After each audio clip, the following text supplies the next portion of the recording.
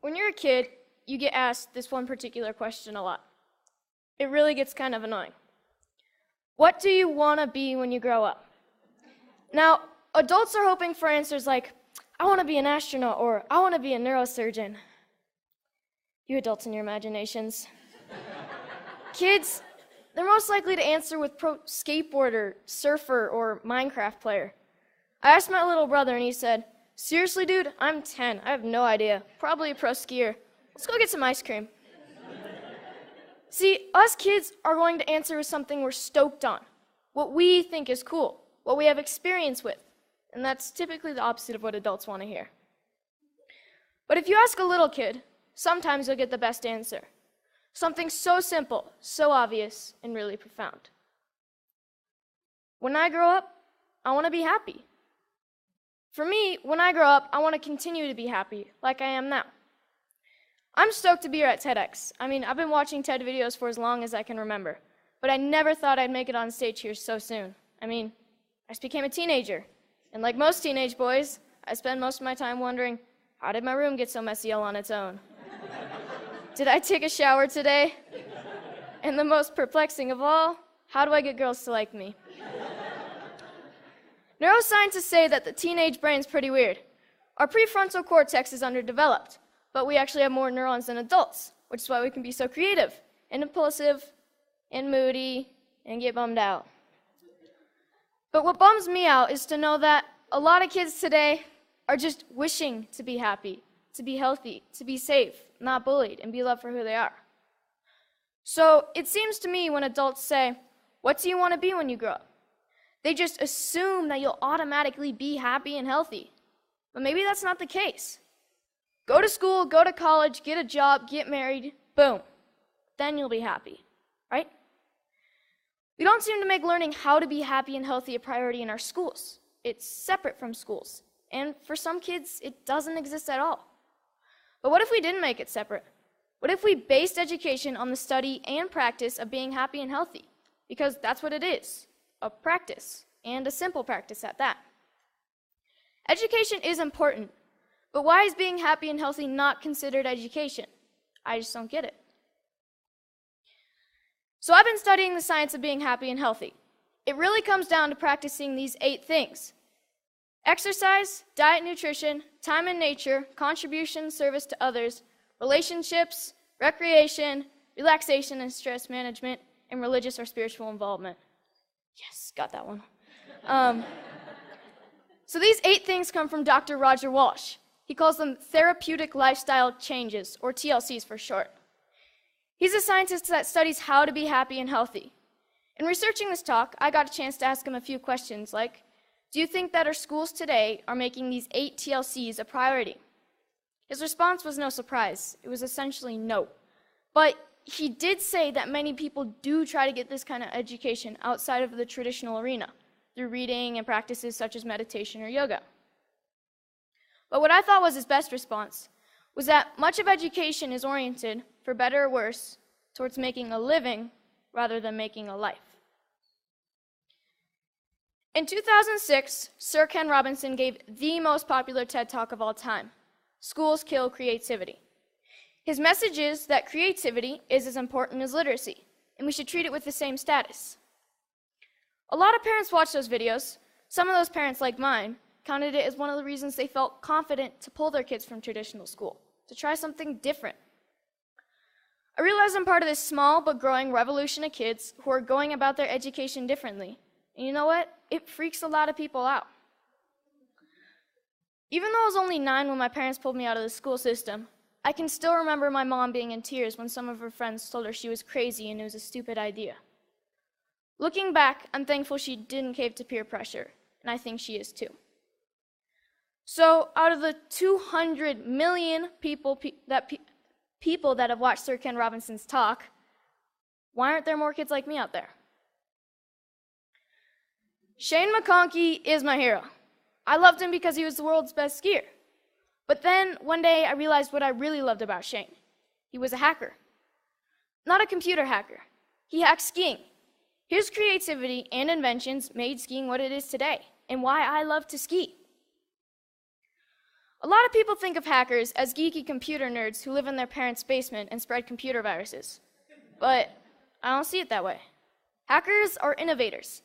Hackers are people who challenge and change the systems to make them work differently, to make them work better. It's just how they think. It's a mindset. I'm growing up in a world that needs more people with the hacker mindset, and not just for technology. Everything is up for being hacked, even skiing, even education. So whether it's Steve Jobs, Mark Zuckerberg, or Shane McConkey, having the hacker mindset can change the world. Healthy, happy, creativity, and the hacker mindset are all a large part of my education. I call it hack schooling. I don't use any one particular curriculum, and I'm not dedicated to any one particular approach. I hack my education. I take advantage of opportunities in my community and through a network of my friends and family. I take advantage of opportunities to experience what I'm learning, and I'm not afraid to look for shortcuts or hacks to get a better, faster result. It's like a remix or a mashup of learning. It's flexible, opportunistic, and it never loses sight of making happy, healthy, and creativity a priority. And here's the cool part, because it's a mindset, not a system. Hack schooling can be used by anyone, even traditional schools. So what does my school look like? Well, it looks like Starbucks a lot of the time. But like most kids, I study a lot of math, science, history, and writing. I didn't used to like to write because my teachers made me write about butterflies and rainbows, and I wanted to write about skiing. It was a relief when my good friend's mom started the Squaw Valley Kids Institute, where I got to write through my experiences and my interests, while connecting with great speakers from around the nation, and that sparked my love of writing. I realized that once you're motivated to learn something, you can get a lot done in a short amount of time, and on your own. Starbucks is pretty great for that. Hacking physics was fun. We learned all about Newton and Galileo, and we experienced some basic physics concepts like kinetic energy through experimenting and making mistakes.